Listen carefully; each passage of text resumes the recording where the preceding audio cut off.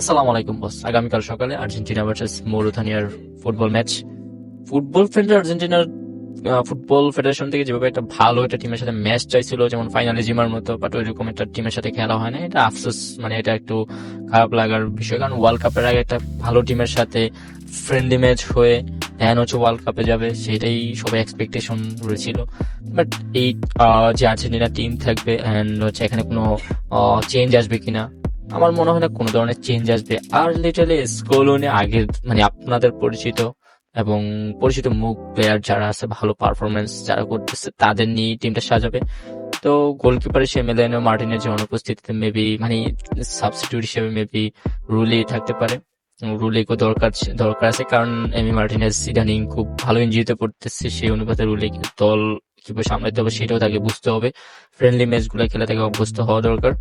আর এমনিতেও ক্লাবে ভালো পারফরমেন্স দিতেছে। তো গাইস, এদিকে লিও মেসি, তারপর হচ্ছে আর সবচেয়ে টপ ফর্মে আছে রাইট ব্যাক মলিনা। যা খেলা দিতেছে সেটা আপনারা দেখতেছেন, পরপর 2টা গোল করলো, একদম টপ নোজ গোল, মানে বলার বাইরে, যেগুলা একদম পুস্কাস অ্যাওয়ার্ড পাওয়ার লিস্টে অবশ্যই তার গোল থাকবে, তো গ্রান্টেড। দেন হচ্ছে মৌরিতানিয়ার টিম অত হামারি পারো না, এটা হচ্ছে ফিফা র্যাঙ্কিং 100-র নিচে, 115 মেবি। আর বাংলাদেশও গতকাল হচ্ছে খেলছিল ভিয়েতনামের সাথে 103 মেবি। তবে মৌরিতানিয়া আফ্রিকার একটা টিম, তো আফ্রিকার টিম হিসেবে মোটামুটি তাদের ওইরকম ভালো, মানে ভালো একটা প্রতিযোগিতা ফাইটিং করতে পারবে। বাট স্কোর হিসেবে আমার মনে হয় না যে আর্জেন্টিনার যে ডিফেন্স লাইন, রোমেরো, টাগলাফিকো, হ্যাঁ, এগুলারে মানে ভাঙ্গিয়া দেন হচ্ছে গোল স্কোর করবে, এরকম মনে হয় না মৌরিতানিয়া মানে মনে হয় না করতে পারবে।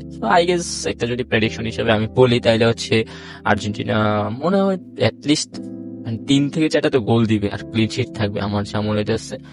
সো গাইস, আপনাদের এক্সপেকটেশন কেমন? আপনারা কি চাইছিলেন যে এরকম একটা ভালো টিমের সাথে, এরকম একটা টিমের সাথে খেলুক, না আরো ভালো টিমের সাথে চাইছিলেন? আর মৌরিতানিয়া হচ্ছে ওয়ার্ল্ড কাপে কখনোই তারা কোয়ালিফাই করতে পারে নাই। আর লাস্ট প্রথমবার 19 সালে তারা কনকাফ টুর্নামেন্টে পার্টিসিপেট করে, দেন হচ্ছে টানা লাস্ট 2বার তারা পার্টিসিপেট করে। সো গাইস, লাস্ট টাইম তারা যেই গ্রুপ পর্বে ছিল, 8টা টিমের মধ্যে 6 নাম্বার তারা ছিল। সো গাইস, অত হামরি এই টিম না, অত এক্সপেকটেশন রাখার দরকার না। আর্জেন্টিনা তাদের নিচের ফ্লোতেই খেলবে। আপনাদের আশা কেমন সেটা কমেন্টে বলে যান। আর যদি ভিডিওটা ভালো লাগে অবশ্যই কমেন্ট করবেন, আর আমার ইউটিউব চ্যানেল ফুটবল কেমিস্ট যদি মন চায় একটু সাবস্ক্রাইব করে দেবেন।